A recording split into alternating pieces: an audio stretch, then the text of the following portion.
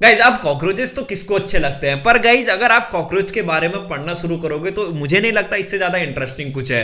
तो गाइज इससे रिलेटेड इतने सारे इंटरेस्टिंग फैक्ट हैं जो आपको हिलाकर रख देंगे। अगर मैं आपसे ये कहूं कि कॉकरोच का मिल्क जो होता है वो आने वाले टाइम में एक सुपर फूड की तरह निकल के आ सकता है, तो आप भरोसा नहीं करेंगे। और अगर मैं आपसे ये कहूं कि कॉकरोच जो होता है वो बिना हेड के भी 1 वीक से ज्यादा जिंदा रह सकता है, तो आखिर वो कैसे जिंदा रहता है, तो फिर भी आप भरोसा नहीं करेंगे। और अगर मैं आपसे ये कहूं कि जो कॉकरोचेस होते हैं उनके बॉडी में भी बैक्टीरिया रहते हैं जिससे ये प्रोटीन, अमीनो एसिड्स, जो भी न्यूट्रिशन रिक्वायरमेंट होती है उसको फुलफिल करते हैं, तो तब क्या आप भरोसा करोगे? सो ऐसी कुछ कमाल के फैक्ट को जानने के लिए बने रहिए मेरे साथ इस वीडियो के लास्ट तक।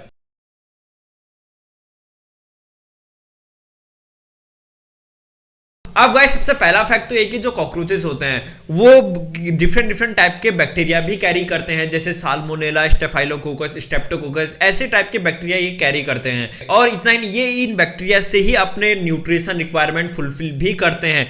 मतलब अगर मैं इसे लोकल लैंग्वेज में कहूँ तो इन्हें कभी भी न्यूट्रिशन के लिए फूड ढूंढने की जरूरत नहीं है, और ये कभी भी न्यूट्रिशन की वजह से काफी कम चांसेस होते हैं कि इनकी डेथ होती है।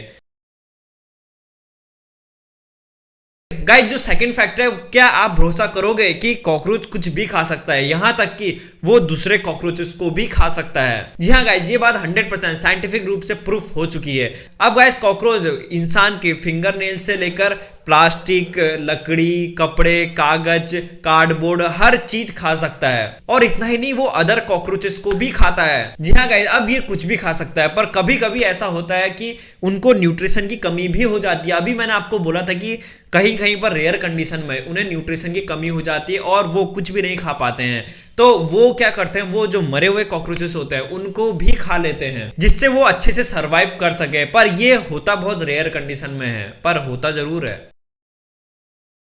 गाइस क्या आपको पता है कि जो कॉकरोचेस हैं वो सबसे ज्यादा ओल्ड प्राणियों में से एक है? जी हाँ गाइस, जब डायनासोर इस अर्थ पे थे तब उनसे भी पहले कॉकरोचेस हुआ करते थे। जी हाँ गाइस, कॉकरोचेस इस अर्थ में 350 मिलियन ईयर्स से भी इस अर्थ में रह रहे हैं।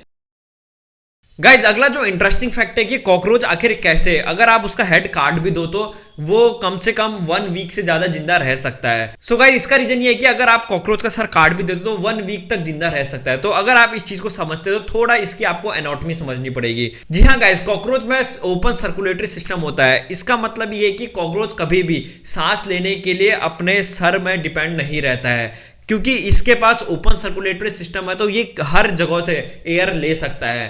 अब आप ये पूछेंगे कि 1 वीक बाद आखिर इस कॉकरोच की डेथ कैसे हो जाती है, तो मैं आप पर बता दूं, कॉकरोच सिर्फ भूख और प्यास से 1 वीक बाद मरता है। जी हाँ गाइस, वो सिर्फ भूख और प्यास के लिए ही अपने सर पर डिपेंड रहता है। अब यहाँ पर कोई कोई कॉकरोचेस तो 4 डेज, 5 डेज या 6 डेज या 7 डेज तक जिंदा रहते हैं। तो ये डिपेंड करता है उनके हेल्थ पे। अगर थोड़ा हेल्दी कॉकरोच है तो वो डेफिनेटली ज्यादा सर्वाइव करेगा।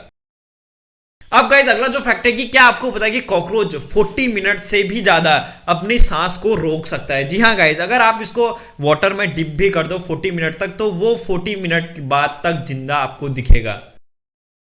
अब गाइज अगला जो लास्ट इंटरेस्टिंग फैक्ट है, ये काफी इंटरेस्टिंग गाइज। मैंने आपको बोला था कि जो कॉकरोचेस होते हैं, कॉकरोच का मिल्क जो है वो आने वाले टाइम पर सुपर फूड की तरह निकल कर आ सकता है। सो आखिर मैंने ऐसा क्यों बोला? सो गाइज क्या आपको पता है कि कॉकरोच का जो मिल्क होता है वो काऊ के मिल्क से 3 टाइम्स ज्यादा न्यूट्रिशियस होता है, क्योंकि कॉकरोच के मिल्क में 45% प्रोटीन होता है, 25% कार्ब्स होता है, 16 to 22% फैट होता है, 5% अमीनो एसिड होता है, जो ह्यूमन बॉडी के लिए काफी ज्यादा फायदेमंद होता है। तो इसी के बेस में अगर कॉकरोच का मिल्क 3 to 4 टाइम्स ज्यादा न्यूट्रिशियस है काऊ के मिल्क से, तो यहाँ पर साइंटिस्ट ने ये कहा है कि ये आने वाले टाइम में एक सुपर फूड की तरह निकल कर आ सकता है। सो आई होप गाइस आपको आज की वीडियो इंटरेस्टिंग लगी होगी। सो मिलते हैं ऐसी कुछ इंटरेस्टिंग टॉपिक के साथ, तब तक के लिए थैंक यू सो मच।